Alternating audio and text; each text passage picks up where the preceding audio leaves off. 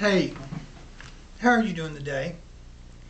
We've been talking about the book of Job, and the name of our series, and don't worry, they're only about 5 to 7 minutes long, is How Job Got Jacked.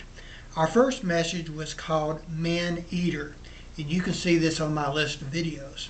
The second one was named Stupid Stuff, and that Job was righteous, but still he wasn't perfect. And so what did Job do wrong that got him into the situation that he was in? And I'm going to turn to Job 1 verse 5. Now Job, before all this stuff happened, before the conversation that God had with Satan on Job being upright and blameless, Job thought, perhaps my children have sinned, and cursed God in their hearts. And Job was pure in heart, but he was concerned about the purity of his children's hearts. And this was Job's customary practice. I don't know what it was about his kids, but Job was concerned about his kids. And remember, God never made a claim that Job's children were pure and upright. Job had serious concerns about the lifestyles of his own children. In Job 2 verse 9, Job's wife said this. Then his wife said to him, now this was after he lost all of his stuff, he lost his children, he lost his health, but he still had his wife. Are you still holding firmly to your integrity? Curse God and die. Now, Job had concerns about his children. Then we hear that this is the advice that his own wife was given to Job. Curse God and die. He was married to an ungodly woman. She told Job to curse God.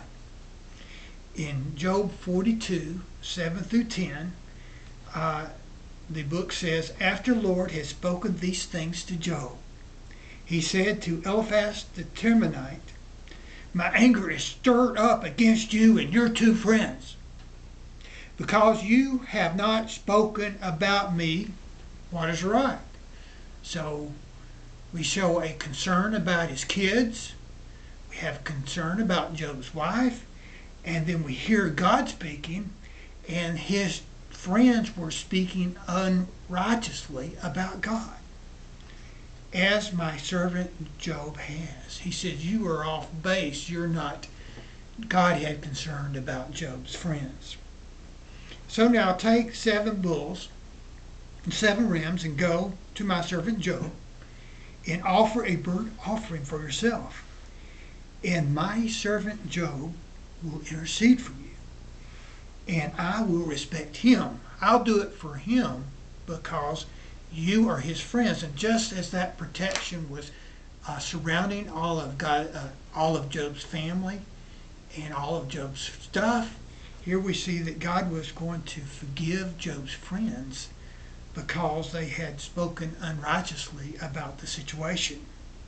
And my servant Job will intercede for you, and I will respect him, so that I do not deal with you according to your folly, I'm going to say stupidity, because you have not spoken about me what is right, as my servant Job has. So they went. Now, these are the 3 friends that were a bad influence on Job. Eliphaz the Temanite, Bildad the Shunammite, and Zophar, and I don't even know how to say that, it starts with an N, and Nephonite. That's my best guess. And did just as the Lord had told them, and the Lord had respect for Job. So the Lord restored what Job had lost after he prayed for his friends. That's really interesting.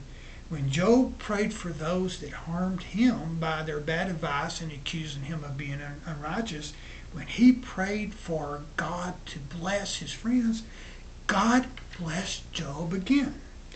And the Lord doubled all that belonged to Job. He had twice as much as before. And what caused it?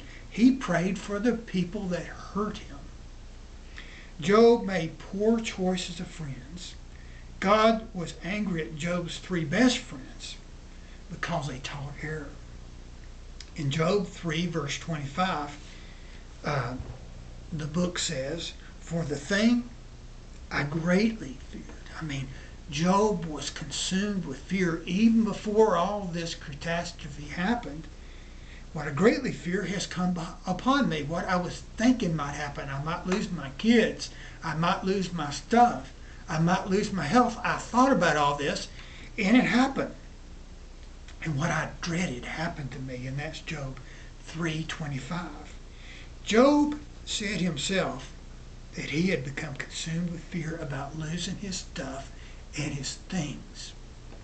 Now, although he didn't know better, Hosea 4:6, "My people are destroyed by a lack of knowledge," we know later on in Matthew 6, verse 25 and 30b, Jesus speaking, "Therefore, I tell you, do not worry." Now, when Jesus says something, it's a command. For us to worry, that when he tells us not to, that makes it a sin. Do not worry about your life. Okay, don't worry about my life. I'm writing, got this down, what I'll eat and drink. And Job was worried about those things, right? His stuff. Or about your body, the affliction that came on Job's body. He was actually filled with fear about that. And what you will wear. Isn't there more to life than food? And more to body than clothing? You people of little faith. Job unknowingly broke a biblical principle of God by worry, which opened his hedge. Anyway, that's the end of today's message. I look forward to speaking to you in the near future on the next in our series, How Job Got Jacked. God bless.